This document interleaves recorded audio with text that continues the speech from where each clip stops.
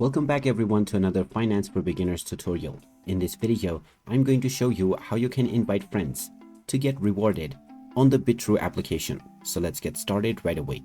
First of all, open up the Bitrue crypto exchange app on your smartphone. And once you are taken into the homepage after logging in, tap on the profile icon at the top left corner.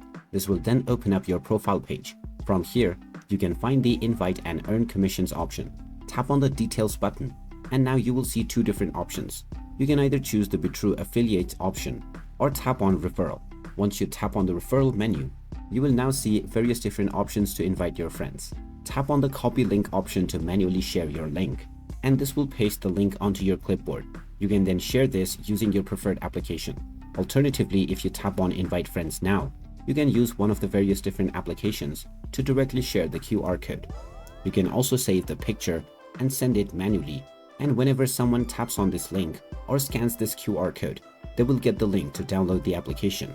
And during the sign-up process, this link will automatically enter your invite link.